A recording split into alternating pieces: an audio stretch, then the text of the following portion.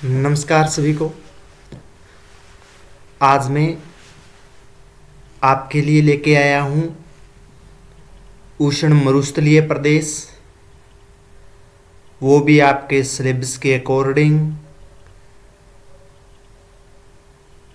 MGSU परीक्षाओं के लिए बहुत महत्वपूर्ण रहने वाला है ये टॉपिक,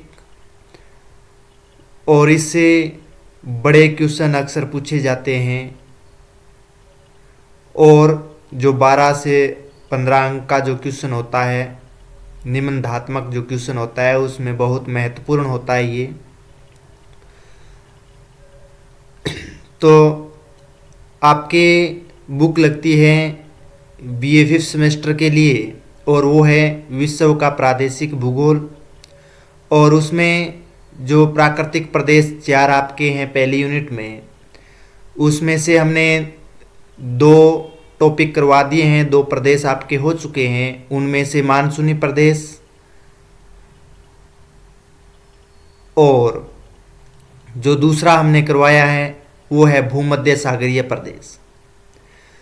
तो जिन्होंने वो 2 क्लास नहीं देखी है, तो आज मैं इसके डिस्क्रिप्शन में इसकी लिंक डाल दूंगा, तो आप वहाँ से जा कर के देख सकते हो। और ये 3 नंबर है उष्ण मरुस्थलीय प्रदेश, और एक और रहेगा वो है प्रेरी प्रदेश। तो ये आपके लिए बहुत ही महत्वपूर्ण रहने वाला है। आप क्लास को पूर्ण देखें, अपने नोटबुक में अपने नोट्स बना लें।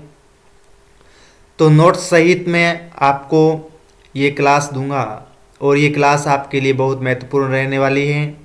तो इसके लिए आप अभी तक लाइक नहीं किया है तो इस क्लास को लाइक कर दीजिएगा, कमेंट ज़रूर कीजिएगा, और अभी तक चैनल को सब्सक्राइब नहीं किया है तो सब्सक्राइब कर दीजिए। तो हम चलते हैं इस क्लास में, और सबसे पहले हम पढ़ेंगे वो है अध्ययन बिंदु हमारे। और अध्ययन बिंदु में हम जो बात करेंगे वो हमारे लिए 1 नंबर रहेगा सामान्य परिचय, जो हम उष्ण मरुस्थलीय प्रदेश का सामान्य परिचय पढ़ेंगे।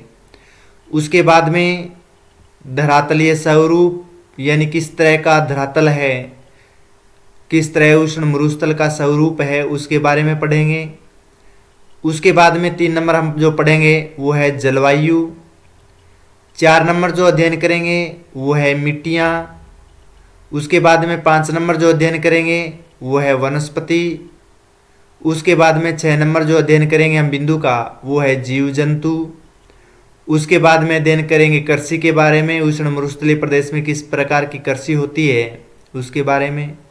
8 नंबर जो हमारा बिंदु रहेगा वो है खनिज, किस तरह के खनिज पाए जाते हैं, कौन कौन से खनिज हैं। और अंतिम बिंदु रहेगा परिवहन, कौन कौन से परिवहन के साधन हैं उष्ण मरुस्थलीय प्रदेश में। तो इसके बारे में हम इन 9 पॉइंट में एक एक बिंदु का अध्ययन हम करते जाएंगे, विस्तार से पढ़ेंगे। तो आइए नोटबुक में नोट कर लीजिए। उष्ण मरुस्थल के बारे में पढ़ते हैं, तो उसमें सबसे पहले हम पढ़ेंगे सामान्य परिचय के रूप में। और सामान्य परिचय का अगर देखें उससे पहले हम उष्ण मरुस्थल देखें, स्थिति देखें। तो ये है भूमध्य रेखा, यानी विश्व के मैप में बीचों बीच से निकाली गई रेखा है जिसका नाम है भूमध्य रेखा। ये रेखा ये है 0 डिग्री रेखा। उसके बाद में ये है 23.5 डिग्री जिसे बोलते हैं कर्क रेखा, और दक्षिण में जो रेखा है वो है मकर रेखा। और इसका जो विस्तार हमेशा रहता है वो 15 डिग्री से लेकर के 30 डिग्री, चाहे उत्तरी अक्षांश का क्षेत्र हो चाहे फिर वो दक्षिणी अक्षांश का क्षेत्र हो, यहाँ पर मरुस्थल की स्थिति रहती है। यानी 15 डिग्री से लेकर के 30 डिग्री दक्षिणी अक्षांश का क्षेत्र और 15 से 30 डिग्री उत्तरी अक्षांश का क्षेत्र। तो इनके मध्य है वो उष्ण मरुस्थल स्थित है। तो ये मरुस्थल पनपते क्यों हैं? क्योंकि यहाँ पर वर्षा की कमी के कारण, और वर्षा की कमी क्यों होती है? क्योंकि महाद्वीपों के जो पश्चिमी तट होते हैं वहाँ पर ठंडी जलधाराएं चलती है। यानी जिस तरह से हमने उदाहरण के तौर पर ये अफ्रीका महाद्वीप है, और अफ्रीका महाद्वीप में इस तरह से जो गर्म जलधाराएं फिर ये उत्तर की ओर मुड़ती है, और उसके बाद में ये जो जलधाराएं आती है वो होती है ठंडी जलधाराएं। यानी कोई भी महाद्वीप ले लो और महाद्वीप के पश्चिमी तटों पर हमेशा ठंडी जलधाराएं चलती है, और ठंडी जलधारा होने की वजह से वहाँ का वायु दाब है वो बढ़ा देती है, यानी हाई प्रेशर कर देती है। उच्च वायु दाब होता है, और उच्च वायु दाब होने की वजह से यहाँ पर जो पवनें हैं वो एक अवरोध के रूप में हो जाती है, और यहाँ से पवनें हैं वो विपरीत दिशा में चलना शुरू हो जाती है। तो इस वजह से यहाँ पर कम वर्षा हो पाती है, क्योंकि आर्द्र पवनें इस दिशा की ओर नहीं चलती है। इस वजह से ये जो क्षेत्र होता है वहाँ पर वर्षा नहीं हो पाती है, और इसलिए यहाँ पर शुष्क मरुस्थल या शुष्क ऋतु का प्रकोप है वो रहता है।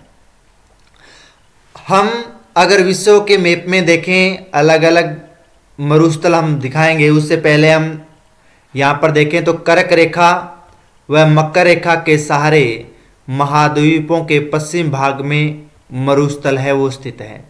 यानी ये कर्क रेखा है और ये मकर रेखा है, और इनके पास में आपको उष्ण मरुस्थल और वो भी महाद्वीपों के पश्चिम भाग पर आपको मिलेंगे। और यह 15 डिग्री से लेकर के 35 डिग्री उत्तरी एवं दक्षिणी अक्षांशों के मध्य पाए जाते हैं। यानी 15 डिग्री से लेकर के चाहे उत्तर का क्षेत्र हो चाहे फिर वो दक्षिण का क्षेत्र हो, और 35 डिग्री तक इन मरुस्थलों का विस्तार है वो रहता है। अगर अफ्रीका महाद्वीप में बात करें कौन कौन से मरुस्थल हैं, तो उसमें सहारा जो विश्व का सबसे बड़ा मरुस्थल ये आप देख रहे हैं, ये है सहारा मरुस्थल जो विश्व का सबसे बड़ा मरुस्थल है। उसके बाद में हम देखें कालाहारी, तो कालाहारी मरुस्थल आप यहाँ पर देख रहे हैं, ये रहा कालाहारी मरुस्थल अफ्रीका में। नामीबिया मरुस्थल की बात करें तो ये आप देख रहे हैं, ये नामीबिया का मरुस्थल है, बोत्सवाना नामीबिया। ठीक है, तो ये तीनों के तीनों मरुस्थल है वो अफ्रीका महाद्वीप में मौजूद है। एशिया की बात करें तो एशिया में थार मरुस्थल, ये आप देख रहे हैं भारत और पाकिस्तान में ये थार मरुस्थल है। उसके बाद में तकलाकमान का मरुस्थल की अगर बात करें तो यहाँ पर आप आओगे तो चीन में आपको तकलाकमान का मरुस्थल मिलेगा। उसके बाद में हम देखें तो गोबी का जो मरुस्थल है वो भी आपको चीन में, ये रहा गोबी का मरुस्थल। तो ये तीनों मरुस्थल हैं वो एशिया महाद्वीप में आपको मिलेंगे। उसके बाद में हम ये भी एशिया में है, अरब मरुस्थल है वो भी आपको मिलेगा, तो वो भी एशिया में है, ये रहा, ये यहाँ पर आपको देख रहे हैं अरब मरुस्थल। उत्तरी अमेरिका में हम जाएं तो सोनारन और कैलिफोर्निया, तो सोनारन मरुस्थल और कैलिफोर्निया मरुस्थल आप यहाँ पर देखोगे, ये है कैलिफोर्निया, ये आप देख रहे हैं कैलिफोर्नियन मरुस्थल है, और उसके पास में ये सोनारन मरुस्थल है जो बिखरे हुए रूप में आपको मिलेगा। ग्रेट बेसिन ये आप देख रहे हैं यहाँ पर। तो इस तरह के जो मरुस्थल हैं वो आपको उत्तरी अमेरिका में मिलेंगे। दक्षिणी अमेरिका की अगर बात करें तो अटाकामा और पेंटागोनिया दोनों मरुस्थल, तो अटाकामा है वो आप ये देख रहे हैं दक्षिण अमेरिका महाद्वीप में अटाकामा मरुस्थल, और ये आप देख रहे हैं पेंटागोनिया मरुस्थल अर्जेंटीना में। ऑस्ट्रेलिया में अगर बात करें तो ऑस्ट्रेलिया में ग्रेट विक्टोरिया मरुस्थल, गिब्सन मरुस्थल और सिम्पसन मरुस्थल आपको मिलेगा। तो ग्रेट विक्टोरियन मरुस्थल आप ये देख रहे हैं, ये है ग्रेट विक्टोरियन मरुस्थल। गिब्सन जो मरुस्थल है वो आप ये देख रहे हैं जो प्रकीर्ण अवस्था में सभी मरुस्थल मिलेंगे, और सिम्पसन जो मरुस्थल है वो आपको ये मिलेंगे। अन्य मरुस्थल की बात करें तो आपको तमामी का मरुस्थल है, ये रहा, यहाँ पर आपको देख रहे हैं। ग्रेट सैंडी मरुस्थल है वो भी आप देख रहे हैं। स्ट्रेक की जो मरुस्थल है वो भी आप यहाँ पर देख रहे हैं। तो ये प्रकीर्ण रूप से बिखरे हुए रूप में आपको मरुस्थल मिलेंगे। तो सामान्य परिचय के रूप में ये सभी मरुस्थल उष्ण मरुस्थल कहलाते हैं जो 15 से 35 डिग्री अक्षांश में मौजूद हैं। तो आप थ्योरी लिख लीजिए हेडिंग डाल करके सामान्य परिचय। उष्ण कटिबंधीय शुष्क जलवायु, हाँ, हेडिंग डाल लीजिए सामान्य परिचय। उष्णकटिबंधीय शुष्क जलवायु कर्क रेखा के सहारे महाद्वीपों के पश्चिमी किनारों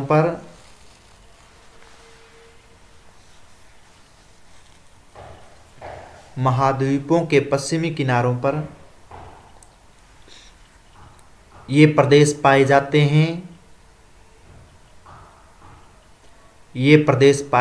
हैं। शुष्क जलवायु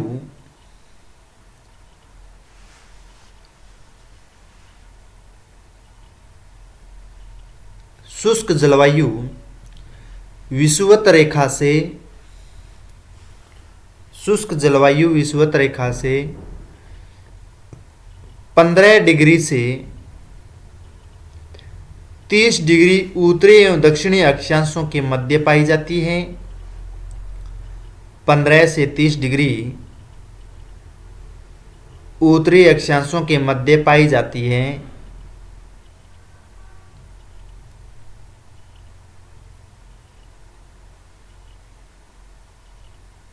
इसका विस्तार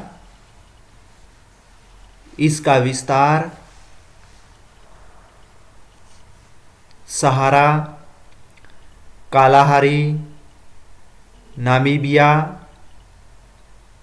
सऊदी अरब, ईरान के मरुस्थल, थार मरुस्थल, इसका विस्तार सहारा, कालाहारी, नामीबिया, सऊदी अरब, ईरान, थार मरुस्थल, कैलिफोर्निया,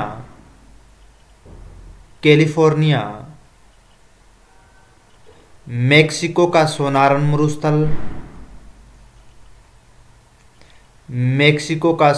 मरुस्थल, अटाकामा, चिली का मरुस्थल, जो अटाकामा है वो चिली में है, आगे लगा सकते हो आप, अटाकामा चिली का मरुस्थल। वह ऑस्ट्रेलिया में विक्टोरिया, गिब्सन और सिम्पसन प्रमुख है।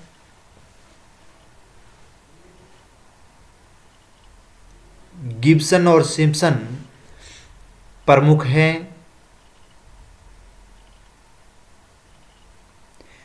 इन मरुस्थलों में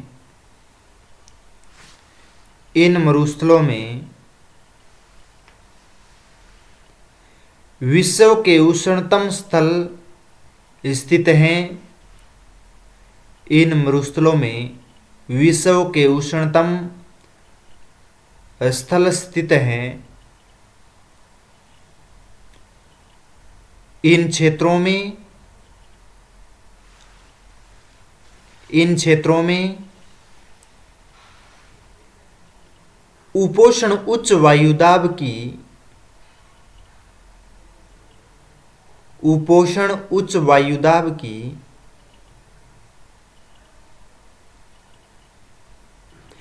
वायु राशियां नीचे उतरती हैं।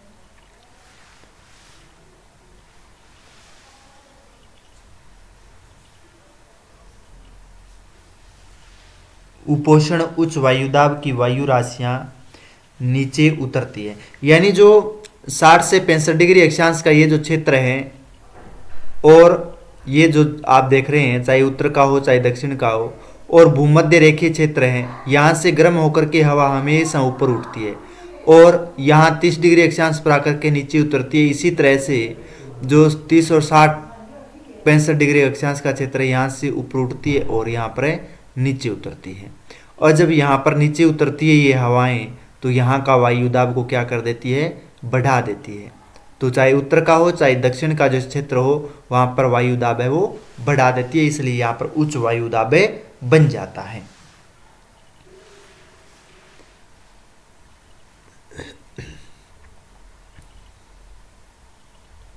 तथा महाद्वीपों के पश्चिम तटों पर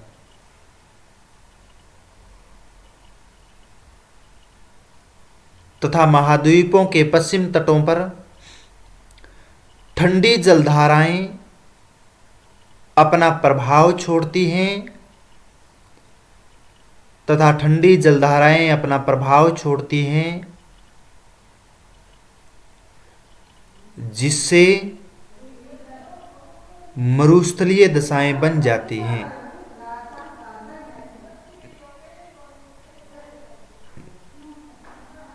जिससे मरुस्थलीय दशाएं बन जाती हैं।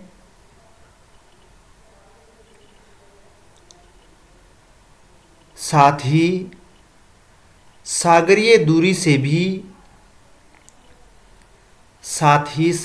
दूरी से भी मरुस्थलीय प्रभाव आ जाता है।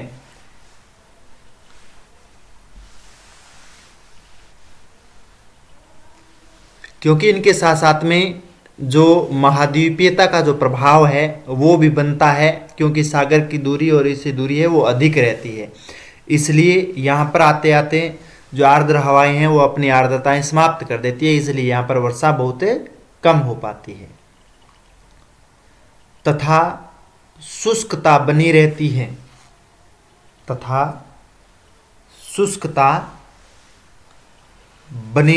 है।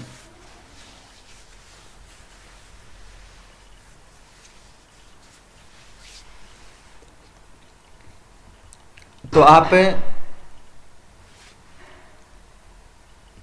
ये सामान्य परिचय था। अब आप ये मानचित्र बना लीजिए और मानचित्र बना करके ये मानचित्र पूरा का पूरा मानचित्र बना लीजिए आप, विश्व का मैप। और उसमें मैं आपको बता दूंगा कि कौन कौन से मरुस्थल कहाँ आपको डालने हैं, वो आप डाल सकते हैं। पहले विश्व का मैप बना लीजिए, 2 मिनट का समय आपके लिए।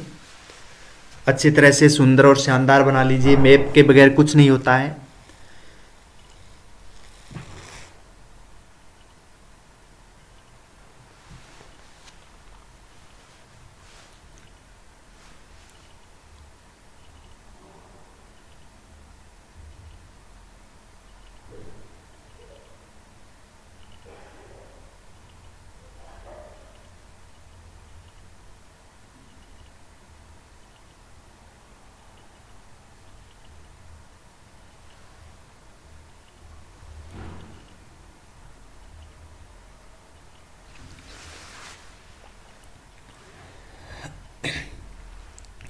हाँ, अच्छी तरह से मैप बना लीजिए। सभी महाद्वीप आप दर्शा सकते हैं अपनी नोटबुक में।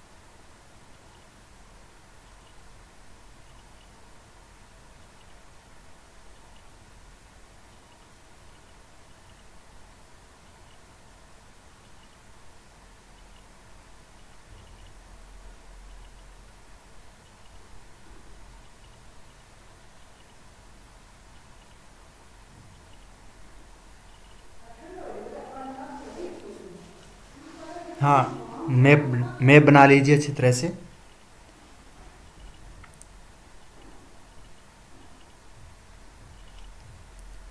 हाँ, मैप बना लिया। अब हम नेक्स्ट चलते हैं, अध्ययन बिंदु नंबर 2, धरातलीय स्वरूप। अगर हम धरातलीय स्वरूप देखें मरुस्थलीय प्रदेशों का, तो यहाँ पर वनस्पति की कमी रहती है, कम वर्षा होती है और सर्वाधिक मात्रा में यानी सबसे अधिक मात्रा में अपर्दन होता है। अपर्दन क्यों होता है? क्योंकि वनस्पति की कमी होती है और वर्षा की कमी होने की वजह से ये शुष्क प्रदेश है, और वनस्पति कमी होने की वजह से यहाँ पर कोई अवरोध नहीं होता है, और यहाँ पर तीव्र गति से जब हवाएं चलती है तो जो मृदा यानी मिट्टी होती है वो अपने साथ में उड़ा करके एक स्थान से दूसरे स्थान की ओर लेके जाती है। ठीक है ना। तो इसलिए जो वायु अपर्दन है वो सबसे अधिक मात्रा में यहाँ इन मरुस्थलीय क्षेत्रों में, कोई भी जो मरुस्थल हो इन मरुस्थलीय क्षेत्रों में सबसे अधिक होता है। ठीक है, क्योंकि यहाँ पर वनस्पति, अगर वनस्पतियाँ होती अधिक और वनस्पतियाँ होती है तो वो अवरोध के रूप में होती है, तो वो अपर्दन होने से बचा लेती है। सहारा मरुस्थल है वो 90 लाख वर्ग किलोमीटर क्षेत्र में फैला हुआ है, इसलिए विश्व का सबसे बड़ा मरुस्थल है। ये जो आप सहारा मरुस्थल देख रहे हैं ये विश्व का सबसे बड़ा मरुस्थल है जो 90 लाख वर्ग किलोमीटर क्षेत्र में फैला हुआ है। इसके बाद में ऑस्ट्रेलिया के मरुस्थल में यंत्र तंत्र भूदृश्य आपको देखने को मिलेगा, चाहे ग्रेट विक्टोरियन मरुस्थल हो, सैंडी मरुस्थल हो, सिम्पसन मरुस्थल हो, कोई भी ये मरुस्थल हो, तो यहाँ पर अलग अलग तरह से बिखरे हुए रूप में आपको भूदृश्य के रूप में आपको मिलेगी। कहीं चट्टानी भाग मिलेगा, कहीं पर आपको शुष्क प्रदेश मिलेगा, कहीं पर समतल सतह मिलेगी, कहीं पर जो बड़े बड़े रेतीले मृदा के टीले भी आपको मिलेंगे। अरब मरुस्थल में ऊंचे ऊंचे टीले जो रेत के बने हुए हैं वो मिलेंगे, और पथरीला क्षेत्र भी आपको मिलेगा। अरब मरुस्थल ये आप देख रहे हैं, ये है अरब मरुस्थल। और इस अरब मरुस्थल में आपको इस तरह की दशाएं हैं वो देखने को मिलेगी। यहाँ पर बहुत ऊंचे ऊंचे बड़े बड़े टीले मिलेंगे आपको अरब क्षेत्र में, जो रेतीले मृदा से बने हुए, और कुछ भागों में आपको पथरीला क्षेत्र भी आपको मिलेगा। अरब मरुस्थल में थार मरुस्थल में समतल और बालू के रेत के टीले भी मिलेंगे। ये जो आप थार मरुस्थल देख रहे हैं, और इस थार मरुस्थल में आपको कुछ स्थान पर समतल सतह मिलेगी, सपाट सतह मिलेगी जो रेतीली मृदा से बनी हुई है, और कुछ भाग बालू या रेत से बने हुए बड़े बड़े टीले भी मिलेंगे जिसे हम धोरे बोलते हैं। ठीक है ना। तो उस तरह से आकृतियाँ हैं वो आपको मिलेगी सबसे ज़्यादा। और धरातलीय स्वरूप में अगर हम देखें तो अलग अलग रूप में आपको अर्धचंद्राकार आकृति में जो टीले मिलेगा जिसे हम बरखान के नाम से जाना जाता है, अनुदैर्ध्य बालू का स्तूप मिलेगा, अनुप्रस्थ भी मिलेगा, इस तरह की आकृति, या फिर पैराबोलिक आकृति भी मिलेगी आपको। तो वो सभी मरुस्थलीय क्षेत्रों में ही मिलती हैं। तो आप हेडिंग डाल लीजिए धरातलीय स्वरूप। हाँ, धरातलीय स्वरूप, और नोट कीजिए नोटबुक में धरातलीय स्वरूप। वनस्पति की कमी, बहुत कम वर्षा का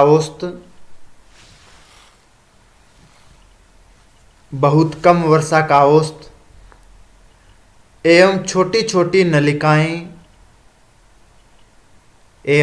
छोटी नलिकाएं आदि दशाओं में विभिन्न प्रकार की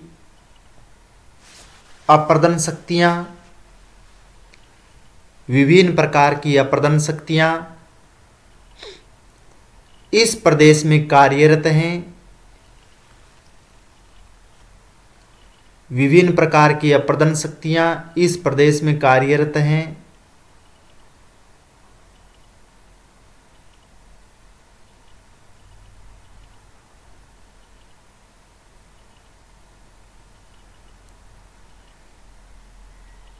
इन प्रदेशों में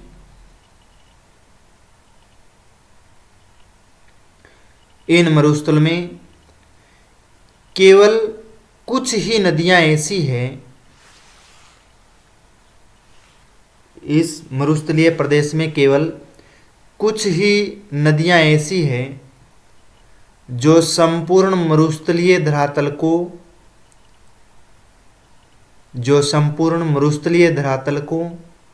पार करती हैं, संपूर्ण मरुस्थलीय धरातल को पार करती हैं। जैसे सहारा मरुस्थल की नील नदी, जो सहारा मरुस्थल आप ये जो देख रहे हैं, मैं आपको बता देता हूं, ये जो आप सहारा मरुस्थल देखोगे, ये जो सहारा मरुस्थल है और सहारा मरुस्थल को एक नदी पार करती है, इस तरह से आती है और भूमध्य सागर में गिरती है, जो विश्व की सबसे लंबी नदी है जिसका नाम है नील नदी। वो नदी इस मरुस्थल को पार करती है, ठीक है ना, सहारा मरुस्थल में। तो सहारा मरुस्थल की नील नदी दक्षिण पश्चिम एशिया की दजला फरात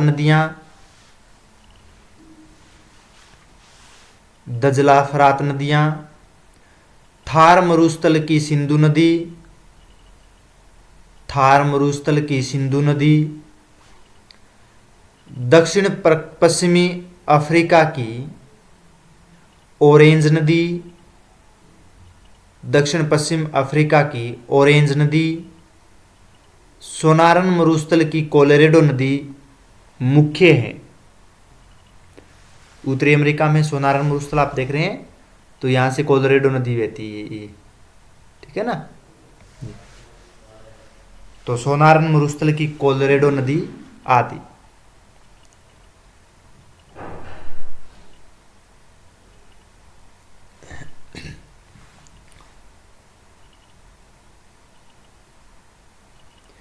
एक नंबर डाल लीजिए आप सहारा मरुस्थल, इसी में सहारा मरुस्थल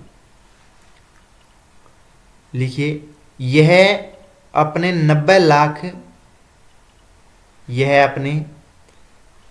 लाख वर्ग किलोमीटर के विस्तार के साथ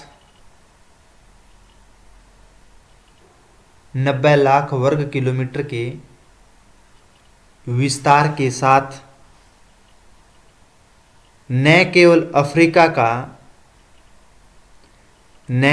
अफ्रीका का बल्कि विश्व का सबसे बड़ा उष्ण मरुस्थल है। विश्व का सबसे बड़ा उष्ण मरुस्थल है।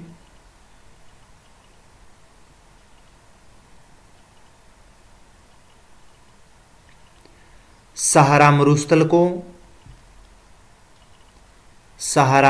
को 3 प्रकार के धरातलीय भागों में बांटा गया है।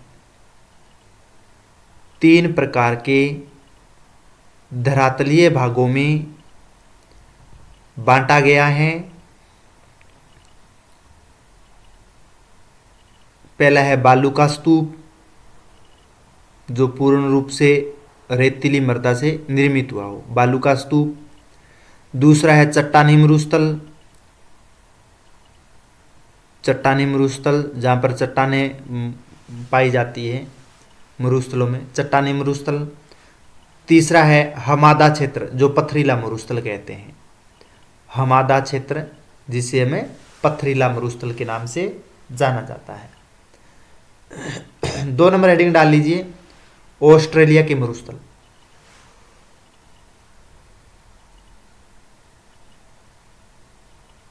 ऑस्ट्रेलिया के मरुस्थल, ऑस्ट्रेलिया के मरुस्थल में लिखिए, यह अपने और ऑस्ट्रेलिया की स्थिति बता देता हूं। ये है ऑस्ट्रेलिया, जो विश्व का सबसे छोटा महाद्वीप, ये ऑस्ट्रेलिया, और उसमें ये आप येलो कलर में आप देख रहे हैं, ये है मरुस्थल। यह है अपने वीरान आंतरिक शुष्क पठार,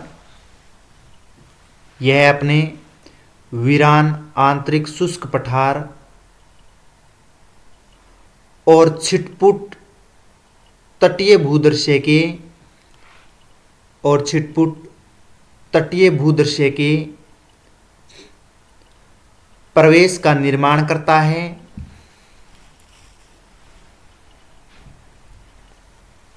प्रवेश का निर्माण करता है। ऑस्ट्रेलिया के मरुस्थलों के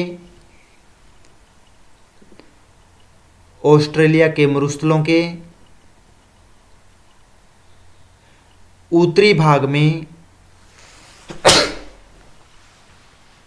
भाग में ग्रेट सैंडी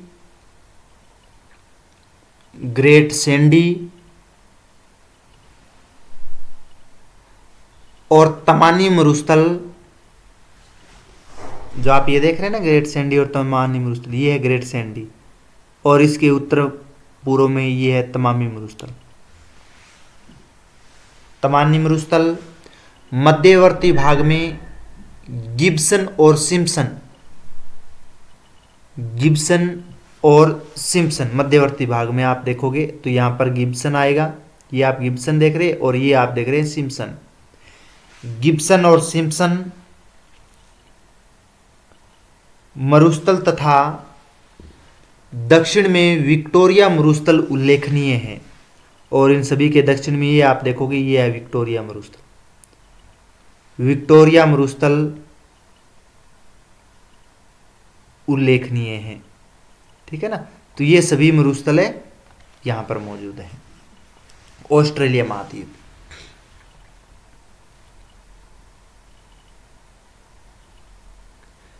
तीन नंबर डाल लीजिए थार मरुस्थल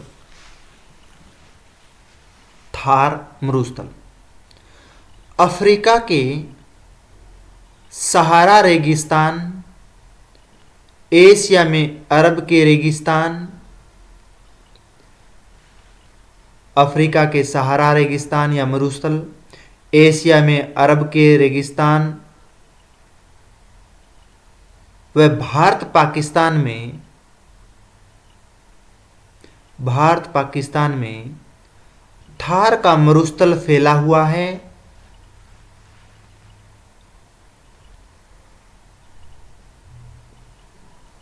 थार का मरुस्थल फैला हुआ है। यह समतल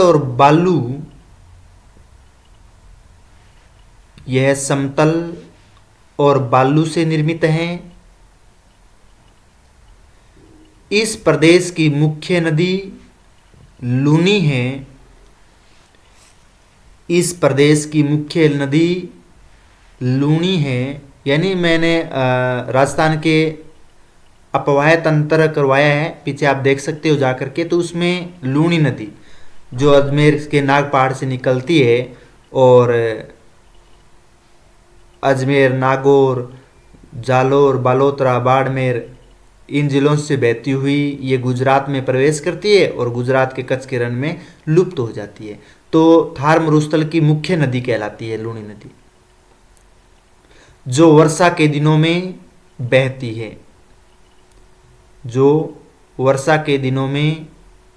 है।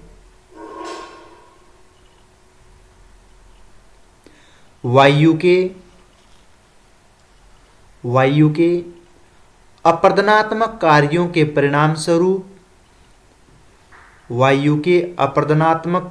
परिणामस्वरूप यहां अलग अलग क्षेत्र में झीलें पाई जाती हैं। अलग अलग क्षेत्रों में झीलें पाई जाती है, यानी जो टीले होते हैं इस तरह से बने हुए, बड़े बड़े जो टीले होते हैं इस तरह से बने हुए, तो उस जो वर्षा होती है और वर्षा होने की वजह से निम्न क्षेत्र में यहाँ पर जल इकट्ठा हो जाता है, तो अस्थायी झील बन जाती है, जिसे हम प्लाया झील के नाम से जानते हैं। ठीक है ना, अस्थायी झील बन जाती है यहाँ। तो इस तरह से झीलें पाई जाती हैं।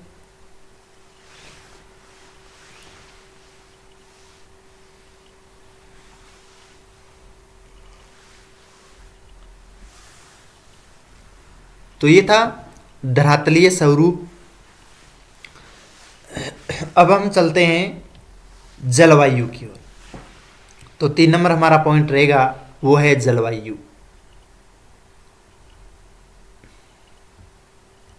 तो जलवायु की अगर बात करें इस मरुस्थलीय क्षेत्रों में, तो इस प्रदेश में जलवायु अत्यंत कड़ी और शुष्क रहती है।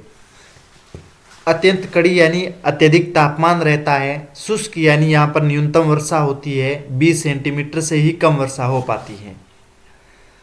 और जो न्यूनतम वर्षा और अधिकतम तापमान यहाँ की विशेषता है, यानी इन मरुस्थलीय क्षेत्रों में न्यूनतम वर्षा यानी नामात्र की वर्षा होती है और जो तापमान रहता है वो रहता है सर्वाधिक। तो तापमान सर्वाधिक और न्यूनतम वर्षा होती है। दक्षिण की तुलना में उत्तरी मरुस्थल अधिक उष्ण और गर्म रहते हैं, यानी जो दक्षिण क्षेत्र हैं और दक्षिण के जो ये मरुस्थल हैं, इन दक्षिण के मरुस्थलों की तुलना में उत्तर के जो मरुस्थल हैं वो अधिक गर्म रहते हैं, क्योंकि दक्षिण में सागर और महासागर या जलीय भाग की स्थिति अत्यधिक है और उत्तरी क्षेत्रों में सबसे ज़्यादा स्थलीय भूभाग है। तो स्थलीय भूभाग और जलीय भूभाग की विशेषता ये रहती है कि स्थल है वो जल्दी गर्म होता है और जल्दी ठंडा होता है, और जलीय भूभाग है वो देरी से ठंडा और देरी से ही गर्म होता है। इसलिए यहाँ से जो हवाएं गुजरती है, पवनें आती हैं, वो इन जलीय क्षेत्रों से होकर के आती है, इसलिए वो आर्द्र हवाएं होती है। इसलिए उत्तर की तुलना में दक्षिण के मरुस्थलों में तापमान कम रहता है। अगर सर्वाधिक तापमान की बात करें तो सर्वाधिक तापमान 58 डिग्री सेल्सियस है वो दर्ज किया गया था, जो सहारा मरुस्थल के लीबिया के अल अजीजिया में। तो लीबिया के अल अजीजिया में ये जो सहारा मरुस्थल है यहाँ पर है वो दर्ज किया गया था सबसे ज़्यादा डिग्री सेल्सियस तापमान, और वो था 58 डिग्री सेल्सियस। इन क्षेत्रों में दिन के समय अत्यधिक गर्मी पड़ती है, यानी दिन में सबसे ज़्यादा तापमान होता है, और रात्रि के समय यहाँ पर तापमान बहुत कम हो जाता है, यानी क्योंकि यहाँ पर रेतीली जो मृदा है और रेतीली मृदा का ये विस्तार होता है कि वो बड़े कणों वाली होती है, इसलिए वो जल्दी गर्म हो जाती है और जल्दी ही ठंडी हो जाती है। तो इसलिए रात्रि का जो तापमान है वो कम हो जाता है और दिन के समय तापमान है वो जल्दी गर्म हो जाता है। वर्षा है वो अनियमित और अल्प यानी कम होती है, यानी वर्षा बहुत ही कम और अनियमित होती है। इनका समय का पता नहीं है कि नियमित रूप से वर्षा हो, कोई समय का पता नहीं है, इसलिए अनियमित वर्षा होती है और वो भी बहुत कम मात्रा में होती है। इन क्षेत्रों में तीव्र शुष्क हवाएं भी चलती है, जिसे हम स्थानीय भाषा में थार मरुस्थल में जो चलती है उसे हम लू के नाम से जाना जाता है। और यहाँ पर जो गर्म हवा चलती है जिसका नाम है हरमंटन, जो इस मरुस्थल से होकर के प्रवेश करती है। तो इस तरह से अलग अलग क्षेत्रों में गर्म स्थानीय हवाएं हैं वो चलती है, और इन हवाओं में आर्द्रता बहुत कम होती है, क्योंकि ये किसी समुद्र या सागर महासागर से होकर के नहीं गुजरती है, क्योंकि उत्तरी गोलार्ध में स्थलीय भूभाग की अधिकता होती है, इसलिए शुष्क हवाएं होती है, इसलिए इसमें आर्द्रता है वो बहुत ही कम मात्रा में होती है। तो हेडिंग डाल लीजिए जलवायु।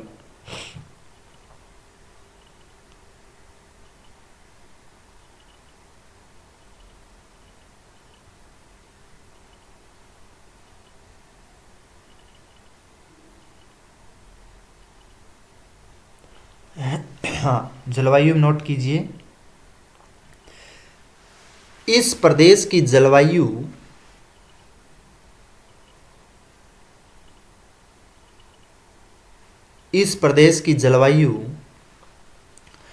अत्यंत कड़ी एवं शुष्क है। इस प्रदेश की जलवायु अत्यंत कड़ी एवं शुष्क है। यह वह प्रदेश है जहां संसार की न्यूनतम वर्षा यह वह प्रदेश है जहां संसार की न्यूनतम वर्षा और अधिकतम तापमान मिलता है। न्यूनतम वर्षा व अधिकतम तापमान मिलता है उत्तरी गोलार्ध में स्थित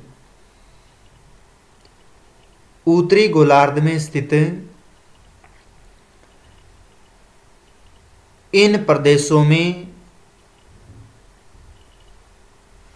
उत्तरी गोलार्ध में स्थित इन प्रदेशों में जुलाई का औसत तापमान 32 डिग्री सेल्सियस तथा जनवरी का 15 डिग्री सेल्सियस होता है। 15 डिग्री सेल्सियस होता है। परंतु दक्षिणी गोलार्ध के भागों में इतना तापमान नहीं रहता। दक्षिणी गोलार्ध के भागों में इतना तापमान नहीं रहता क्योंकि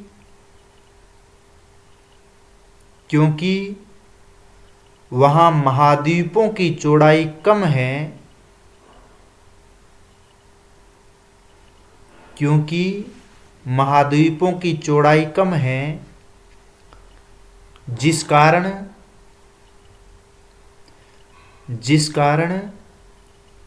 समुद्री प्रभाव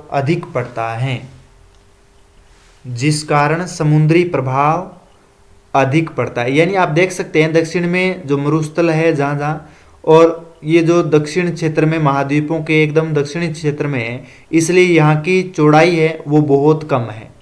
और यहाँ पर कम होने की वजह से यहाँ पर दोनों ओर जलीय भाग है यानी महासागर है, इसलिए समुद्रीयता का प्रभाव है वो सबसे अधिक पड़ता है। इसलिए उत्तरी गोलार्ध की तुलना में दक्षिणी गोलार्ध में तापमान कम रहता है। ठीक है, समुद्री प्रभाव पड़ता है जिनसे जुलाई का औसत तापमान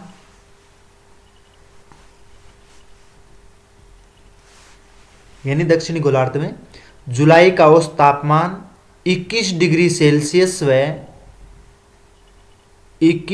सेल्सियस व जनवरी का 10 डिग्री सेल्सियस तक होता है। यानी उत्तरी गोलार्ध में जुलाई के महीने में 32 डिग्री था, दक्षिणी गोलार्ध में 21 या 20 डिग्री के आसपास। उसी समय शीत ऋतु में उत्तरी गोलार्ध में 15 डिग्री के आसपास, दक्षिणी गोलार्ध में 10 डिग्री के आसपास। और ये प्रभाव किस वजह से है? यह समुद्री प्रभाव की वजह से। सर्वाधिक तापमान आगे नोट कीजिए, सर्वाधिक तापमान 58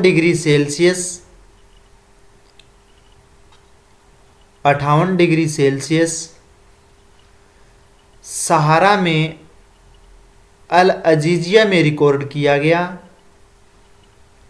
सहारा मरुस्थल में अल अजीजिया में रिकॉर्ड किया गया।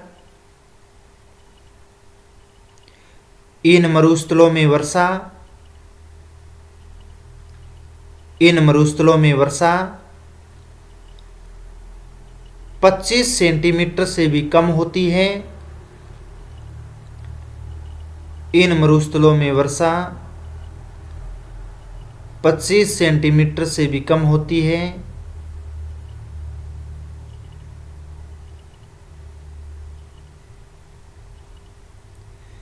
इन क्षेत्रों में वर्षा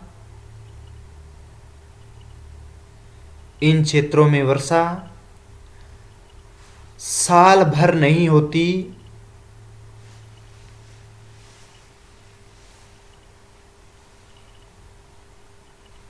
साल भर नहीं होती और कभी-कभी और कभी कभी यहाँ वर्षा 5 से 6 वर्ष में एक बार ही होती है।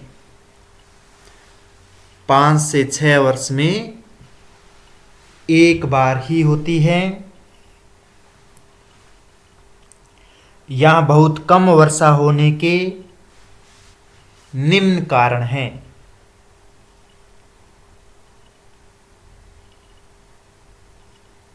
यहाँ बहुत कम वर्षा होने के निम्न कारण हैं। 1 नंबर कारण लिखिए यहाँ पे, यह प्रदेश, 1 नंबर लिखो, यह प्रदेश वर्ष भर व्यापारिक वायु के प्रभाव में रहते हैं।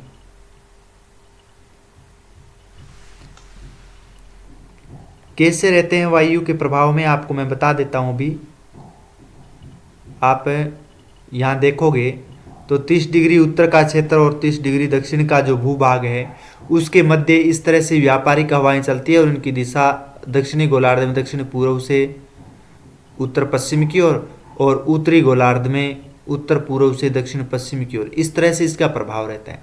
जब ये हवाएं आती है तो महाद्वीपों के पूर्वी तटों पर ये अत्यधिक मात्रा में वर्षा कर पाती है और जब ये इन पश्चिमी तटों पर यहाँ पर जाती है तो अपनी आर्द्रताएं समाप्त कर देती है। चाहे कोई सा भी मरुस्थल हो, यहाँ पर अत्यधिक मात्रा में वर्षा और इन क्षेत्रों तक आती आती जो आर्द्र हवाएं हैं वो अपनी आर्द्रता समाप्त कर देते हैं, इसलिए कम वर्षा है। इसी तरह से थार मरुस्थल में यहाँ पर अत्यधिक वर्षा और जब ये ही इस तरह से ये आर्द्र हवाएं आती है तो यहाँ पर आती आती अपनी आर्द्रताएं समाप्त कर देती हैं।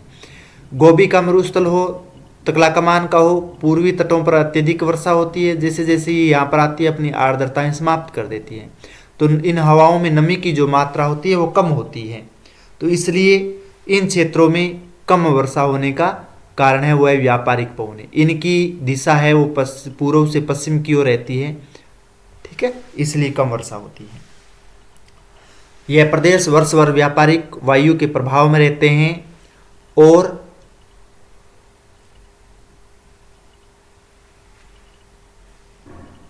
इन हवाओं की दिशा उत्तर पूर्व तथा दक्षिण पूर्व होने के कारण, यानी उत्तरी गोलार्ध में उत्तर पूर्व, दक्षिणी गोलार्ध में दक्षिण पूर्व, उत्तर पूर्व तथा दक्षिण पूर्व होने के कारण यह महाद्वीपों के पूर्वी भाग में तो वर्षा करती हैं,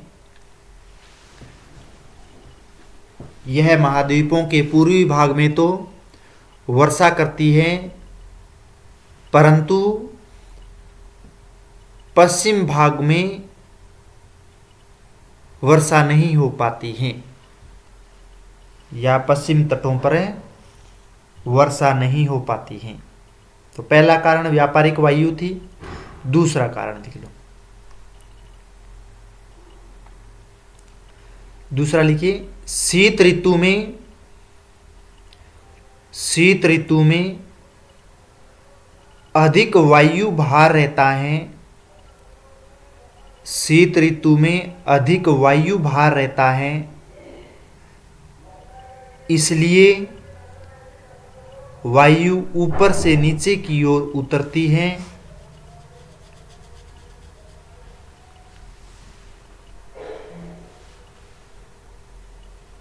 इसलिए वायु ऊपर से नीचे की ओर उतरती है और दबाव से तापमान या तापक्रम बढ़ जाने के कारण शुष्कता बनी रहती है और वर्षा नहीं हो पाती है, अभी बताया था जो 60 से 65 डिग्री अक्षांश पर जो ऊपर उठती है वायु और भूमध्य रेखीय क्षेत्र से ऊपर उठती है वायु वो 30 से 35 डिग्री अक्षांश पर नीचे उतरती है, तो वहाँ का वायु दाब है वो बढ़ा देती है, उच्च वायु दाब कर देती है, इसलिए वहाँ पर आर्द्र वायु है वो नहीं जा पाती है, इसलिए वर्षा कम होती है। तो ये था बिंदु नंबर 3 जो आपने नोट किया है। आप अच्छी तरह से नोट कर लीजिएगा जो मैं आपको नोट्स बता रहा हूँ वो नोट्स और साथ साथ में जो डायग्राम आपको बनवाया है उस डायग्राम को आप बढ़िया तरीके से मेंटेन करोगे और उसमें जो जो मरुस्थल आप देख रहे हैं मैंने बताया है वो मरुस्थल है उसमें आप दर्शाओगे। ठीक है, तो आप जो मेन एग्जाम होगा MGCU का तो उसमें आपके कोई दिक्कत नहीं हो, आप उसमें मैप अवश्य बनाओगे और उसमें जो मरुस्थल हैं वो जहाँ स्थिति है वहाँ उनको दर्शाना है, तभी आपके अच्छे अंक है वो प्राप्त हो सकते हैं। और इस क्लास को आप पूर्ण देखोगे और साथ साथ में आप नोट कर रहे हैं तो आपको दुगुना फायदा होगा। एक तो आप सुन रहे हो, जो श्रवण शक्ति है वो भी, और साथ साथ में आप लिख रहे हो तो उनका प्रभाव है वो बहुत काफ़ी पड़ता है। तो आपके ये टॉपिक पूरा याद हो जाएगा और आपका 15 से 20 नंबरों का जो क्वेश्चन है वो आपको क्लियर हो जाएगा। ठीक है, तो आप हैं वो BA है वो अच्छे अंक से प्राप्त कर सकते हैं। इसलिए ये क्लास है, पीछे की क्लास मानसूनी प्रदेश और भूमध्य सागरीय जो जलवायु प्रदेश है वो भी आप क्लास पूर्ण देख लें, उसके भी आप नोट्स बना लें, तो आपका 5th सेमेस्टर है वो अच्छे अंकों से पास होगा। ज्योग्राफी में कोई समस्या नहीं होगी, आपके अच्छे अंक से आप पास कर पाओगे। ठीक है, तो अब हम चलते हैं मिट्टियों की ओर, यानी मरुस्थलीय क्षेत्र में किस तरह की मृदा यानी मिट्टी है वो पाई जाती है, उसको हम पढ़ेंगे। तो 4 नंबर पॉइंट है मृदा यानी मिट्टी। तो अगर मृदा या मिट्टी अगर देखें हम तो इन क्षेत्रों में बलुई तथा हल्के रंग की मिट्टी पाई जाती है, क्योंकि हम इन मरुस्थलीय क्षेत्रों में निवास करते हैं और यहाँ पर जो बलुई मृदा और हल्के रंग की पीली जो मृदा है वो इन प्रदेशों में पाई जाती है, यानी मरुस्थलीय क्षेत्रों में।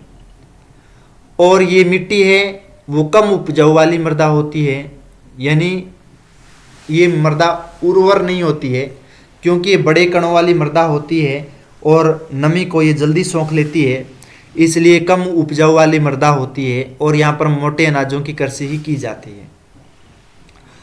मिट्टी के उपवर्गों की बात करें तो मरुस्थलीय, बालुका स्तूप और चरनोजम इस तरह की मृदा है वो पाई जाए। मरुस्थलीय यानी रेतीली मृदा है और बालुका स्तूप यानी बड़े बड़े यहाँ पर टीले पाए जाते हैं।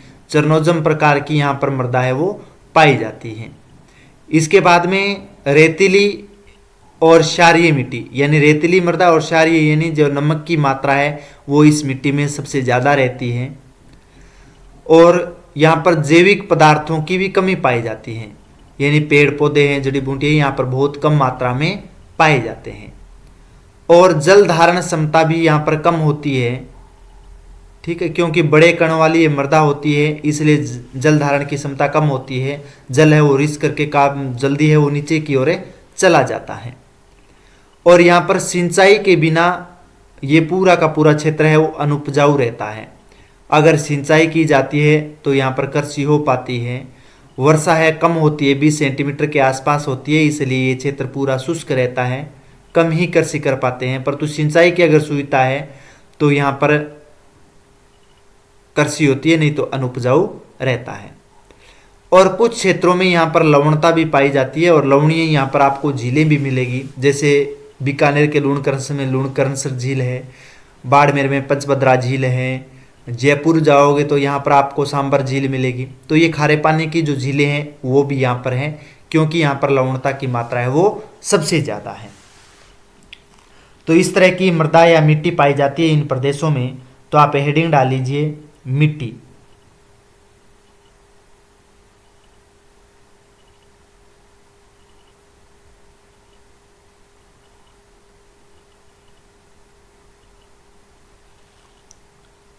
हाँ, मिट्टी डाल लीजिए और लिखिए मरुस्थलीय मिट्टी। मरुस्थलीय मिट्टी उष्ण प्रदेशों के मरुस्थलीय मिट्टी उष्ण प्रदेशों के मरुस्थलों तथा अत्यंत शुष्क भागों में मिलती है।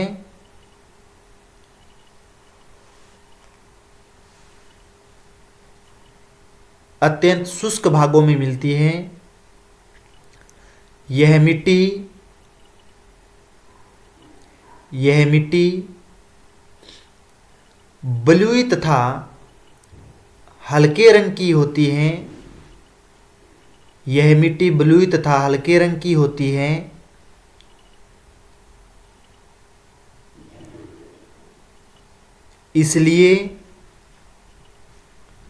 इसलिए यहाँ की मिट्टी में वनस्पति की कमी रहती है। यहाँ की मिट्टी में वनस्पति की कमी रहती है। यह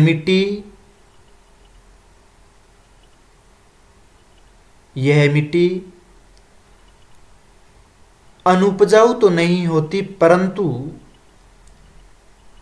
यह मिट्टी अनुपजाऊ तो नहीं होती परंतु कृषि कार्यों में नहीं लाई जाती। अनुपजाऊ तो नहीं होती परंतु कृषि कार्यों में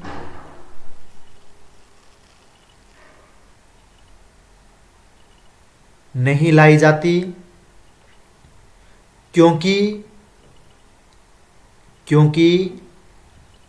इन क्षेत्रों में जल का काफी अभाव रहता है। क्योंकि इन क्षेत्रों में जल का काफी अभाव रहता है।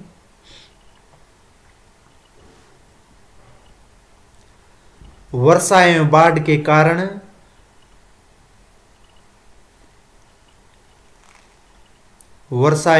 के कारण जो प्रभाव वनस्पति पर पड़ता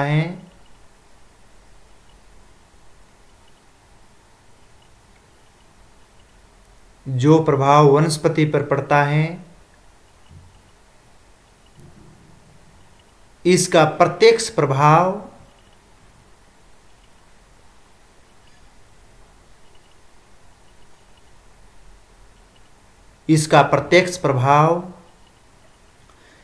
इस प्रकार की मिट्टी के गुण पर भी पड़ता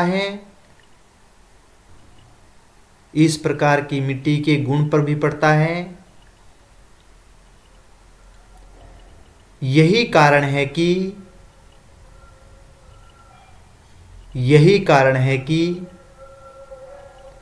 इस प्रकार की मिट्टियों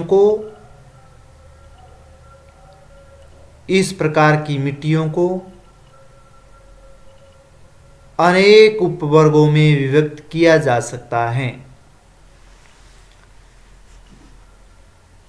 इस प्रकार की मिट्टियों को अनेक उपवर्गों में विभक्त किया जा सकता है, जैसे मरुस्थलीय मृदा, बालू का स्तूप युक्त मृदा,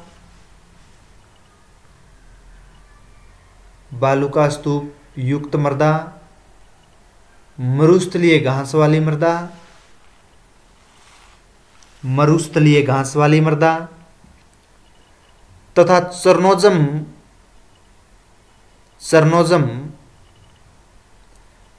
आदि। इस प्रकार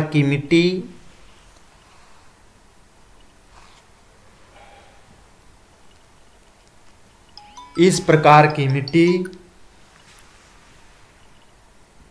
सभी उष्ण मरुस्थलीय प्रदेशों में मिलती हैं।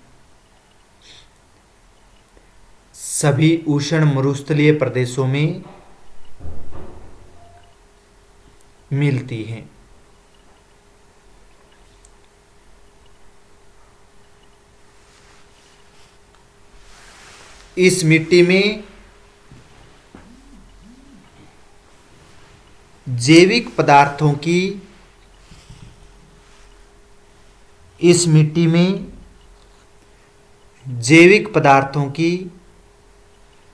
कमी पाई जाती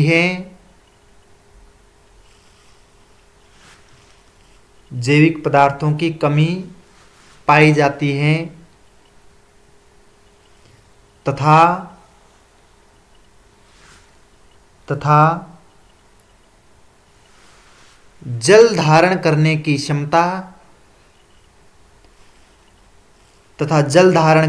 क्षमता बहुत कम पाई जाती हैं। तथा जल धारण करने की क्षमता बहुत कम पाई जाती है।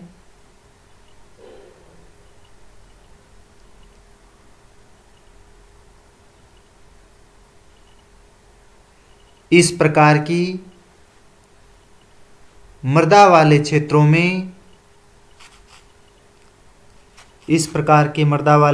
में लवणता की मात्रा अधिक रहती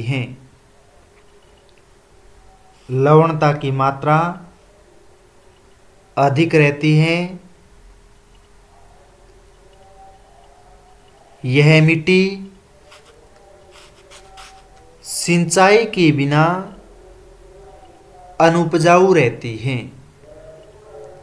यह मृदा सिंचाई के बिना अनुपजाऊ रहती है। तो ये थी मृदा यानी मिट्टियां मरुस्थलीय प्रदेशों की, जो हमने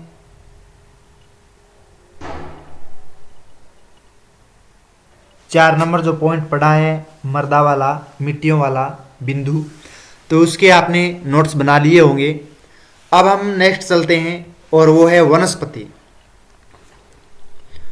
और मरुस्थलीय प्रदेशों में अगर वनस्पतियां अगर देखें हम, तो यहाँ पर शुष्क जलवायु के कारण है वो शून्य वनस्पति, यानी वनस्पतियां न के बराबर पाई जाती हैं।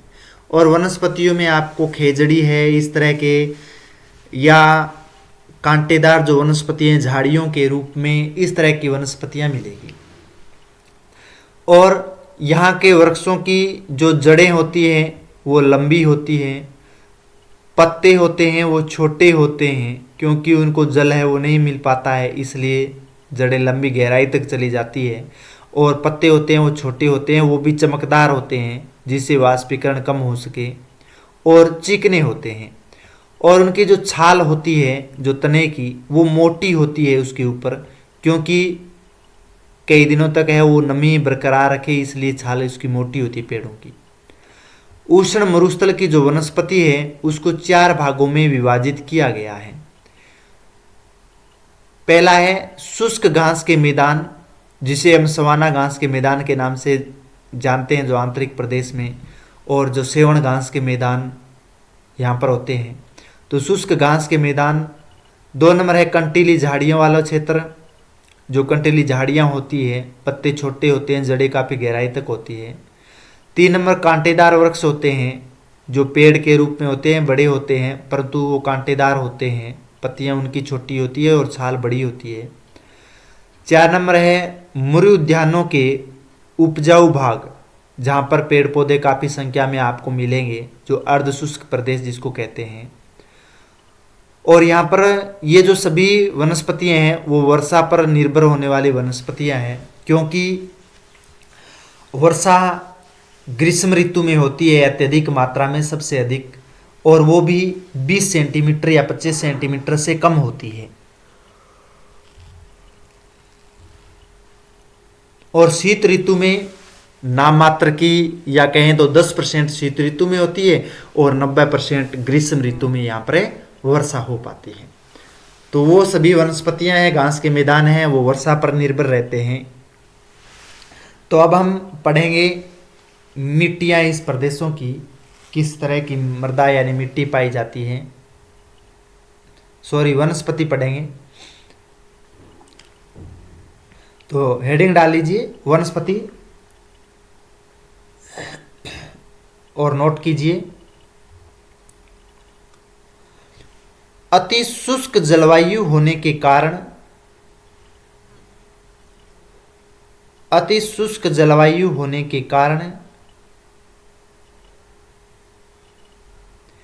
यह प्रदेश वनस्पति शून्य है। अति शुष्क जलवायु होने के कारण यह प्रदेश वनस्पति शून्य है। इस प्रदेश में कुछ ऐसे वृक्ष और झाड़ियां होती हैं। इस प्रदेश में कुछ ऐसे वृक्ष और झाड़ियां होती हैं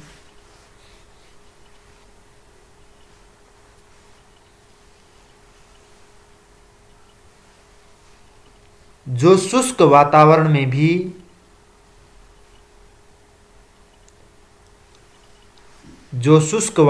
में भी जीवित रह सकती हैं। जो शुष्क वातावरण में भी जीवित रह सकती है। वाष्पीकरण को रोकने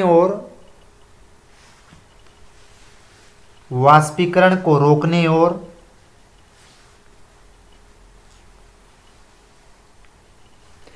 नमी कायम रखने के लिए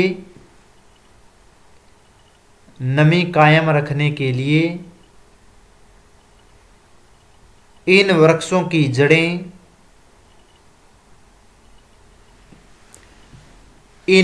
की जड़ें लंबी, पत्ते छोटे, जड़ें लंबी, पत्ते छोटे, चमकदार और चिकने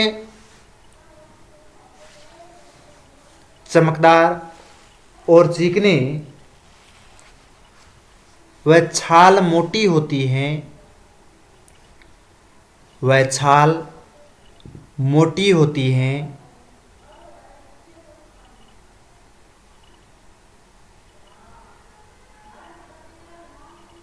इन मरुस्थली की झाड़ियों को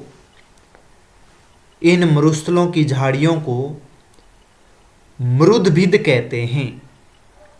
जो झाड़ियां होती हैं उनको मरुदभिद कहते हैं, यानी मरुस्थल में पाई जाने वाली झाड़ी मरुदभिद कहते हैं।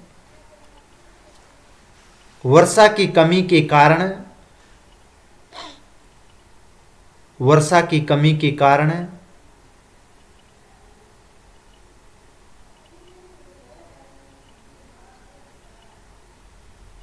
इन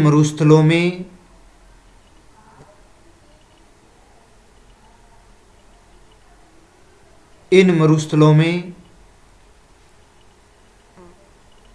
झाड़ियां काफी दूर दूर तक फैली होती हैं।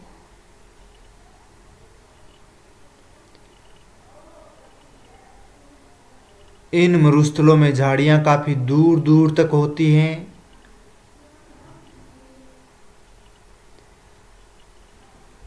इनका विकास बहुत ही धीमी गति से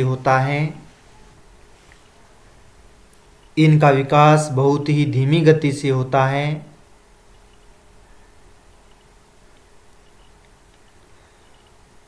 उष्ण मरुस्थलों की वनस्पति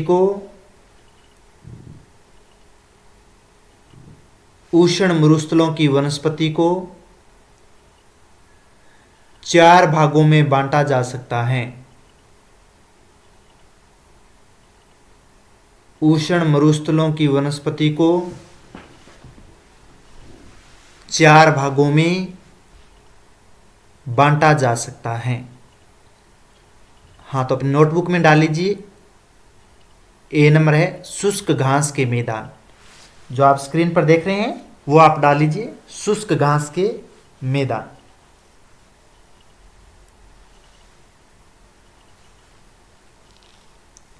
और लिखिए, यह उन भागों में पाए जाते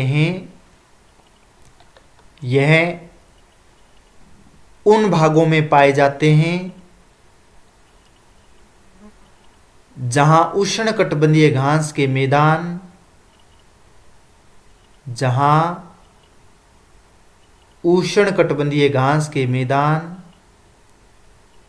समाप्त होते हैं।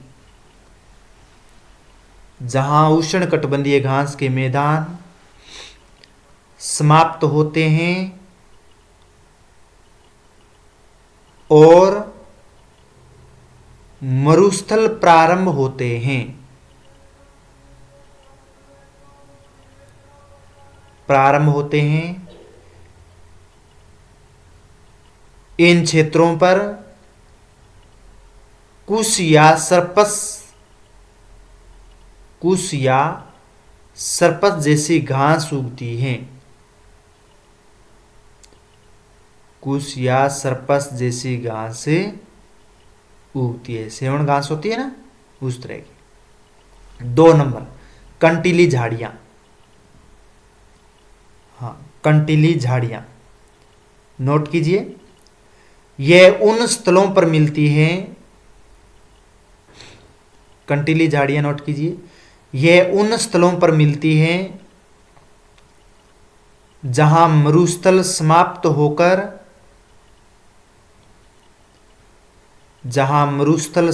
होकर भूमध्य सागरीय प्रदेश प्रारंभ होते हैं। जहां मरुस्थल समाप्त होकर भूमध्य सागरीय प्रदेश प्रारंभ होते हैं।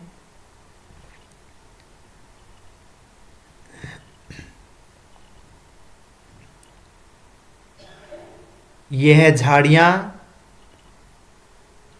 मरुस्थलीय प्रदेश को केवल चारा प्रदान करते हैं। यानी जो झाड़ियां होती है, उनकी जो पत्तियां होती है, वो मरुस्थलीय क्षेत्रों में किसान वर्ग के जो लोग होते हैं वो पशुपालन करते हैं, तो उनके लिए चारे के लिए उपयोग करते हैं, तो केवल चारा प्रदान करते हैं। 3 नंबर, सी में डाल लीजिए, कांटेदार वृक्ष। कांटेदार वृक्ष कौन कौन से हैं? यहां बबूल, केर, खेजड़ा यानी खेजड़ी या खेजड़ा आदि मरुस्थल के मध्य भाग में, यहां बबूल, केर, खेजड़ी आदि मरुस्थल के मध्य भाग में इधर उधर छितरे हुए रूप में पाए जाते हैं, यानी बिखरे हुए रूप में कहें तो बिखरे हुए रूप में पाए जाते हैं। 4 नंबर, मरु उद्यानों के उपजाऊ भाग। मरु उद्यानों के उपजाऊ भाग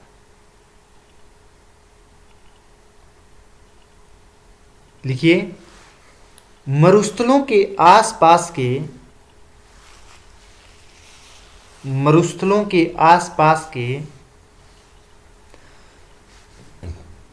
पर्वतों का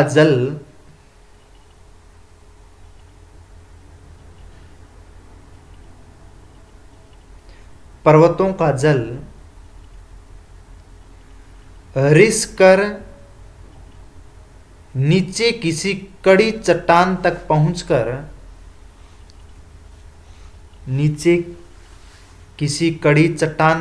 पहुंचकर मरुस्थल के मध्य भाग में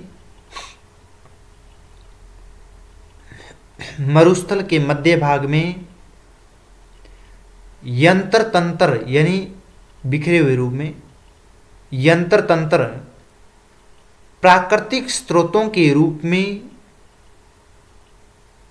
निकल जाता है, यानी कुएं या बोरवेल करते हैं तो उसमें प्राकृतिक स्रोतों के रूप में निकल जाता है। इन मरुस्थलों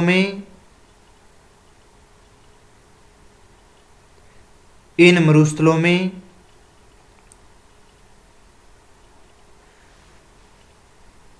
चारों ओर अंगूर, ताड़ आदि के वृक्ष अधिक पैदा होते हैं। अंगूर, ताड़ आदि के वृक्ष अधिक पैदा होते हैं। विश्व में सबसे बड़े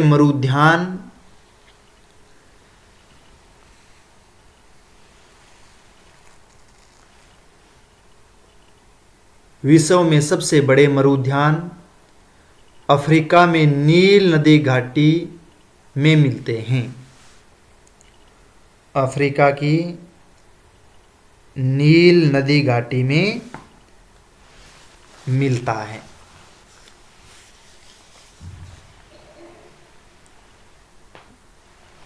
तो ये थी मरुस्थलीय प्रदेशों में पाई जाने वाली वनस्पति, जो आपने 5 नंबर बिंदु का जो अध्ययन किया है। अब हम आगे चलते हैं और हमारा 6 नंबर जो पॉइंट रहेगा वो है जीव जंतु। और इन मरुस्थलीय क्षेत्रों में अगर जीव जंतुओं की बात करें तो इन मरुस्थलीय क्षेत्रों में अनेक प्रकार के जीव जंतु भी पाए जाते हैं। जो ऐसे जीव जंतु हैं जो वातावरण के साथ समायोजित करते हैं, यानी अधिक तापमान होता है और कम वर्षा होती है, तो इस तरह के कठोर वातावरण में ये जो जीव जंतु होते हैं वो अपने आप को इस वातावरण के साथ में समायोजित कर लेते हैं। यहाँ पर भीषण गर्मी एवं जल के अभाव में ऊंट, जिसे हम रेगिस्तान का जहाज के नाम से जाना जाता है, और मरुस्थलों में सबसे किसान वर्ग के लोगों सबसे ज़्यादा उपयोग में लेते हैं, भेड़, बकरियां और गधे, ये सबसे अधिक मात्रा में जानवर है वो पाए जाते हैं। कुछ भूमि के अंदर कठोर गर्मियों और सर्दी से बचाव वाले सांप है और गिरगिट है, ये भी पाए जाते हैं। जो भूमि के अंदर है वो बिल बना करके रहते हैं, चूहे हैं तो वो भी है यहाँ पर पाए जाते हैं। इसके साथ साथ में भूमि पर तेज दौड़ने वाले घोड़े, बारहसिंगा, लोमड़ी है, भेड़िए हैं और हिरण, ये भी जीव है पाए जाते हैं यहाँ पर। यानी जो घोड़े हैं वो भी पाए जाते हैं, बारहसिंगा भी पाया जाता है, लोमड़ी, भेड़िया और हिरण भी काफी मात्रा में पाए जाते हैं। ये जो सभी जीव होते हैं वो रात्रि के समय यानी रात में सक्रिय रहते हैं, क्योंकि दिन के समय अधिक तापमान होता है और रात्रि के समय तापमान कम हो जाता है और वो मृदा ठंडी हो जाती है। ठंडी होने की वजह से ये सभी जीव सक्रिय रहते हैं और ये सभी जीव ताप सहनशील जीव होते हैं, यानी इतने गर्मी भी 50 डिग्री सेल्सियस तापमान को भी ये जीव सहन कर लेते हैं। और यहाँ पर सीमित जैव विविधता भी पाई जाती है, ठीक है, सीमित मात्रा में पाई जाती है, संघन रूप से नहीं पाई जाती, यंत्र तंत्र रूप में पाई जाती है यहाँ पर। तो इस तरह के जीव जंतु इन मरुस्थलीय क्षेत्रों में पाए जाते हैं। तो अब हम विस्तार से नोट्स बना लेंगे। तो हेडिंग डाल लीजिए जीव जंतु।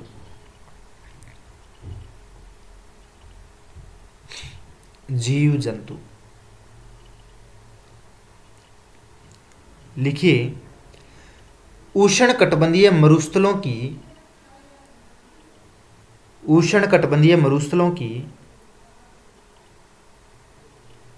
मुख्य विशेषता उष्णकटिबंधीय मरुस्थलों की मुख्य विशेषता वनस्पति तथा जल का अभाव, वनस्पति व जल का अभाव,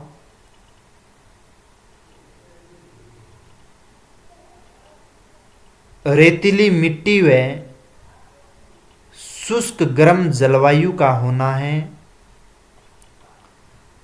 शुष्क गर्म जलवायु का होना है। अतः यहाँ ऐसे जीव जंतु मिलते हैं, अतः यहाँ ऐसे जीव जंतु मिलते हैं जो वातावरण से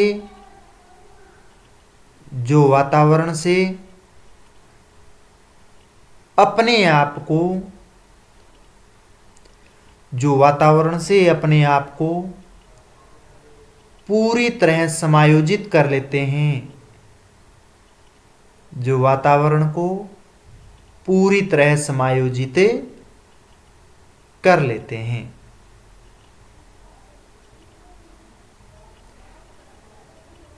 इन जीवों में निम्न विशेषताएं मिलती हैं। इन जीवों में निम्न विशेषताएं मिलती हैं। 1 नंबर डाल लीजिए विशेषता, क्या क्या विशेषताएं मिलती है यहां पर। कुछ जीव ऐसे होते हैं, हाँ 1 नंबर डाल करके लिखना है। कुछ जीव ऐसे होते हैं जो भीषण से भीषण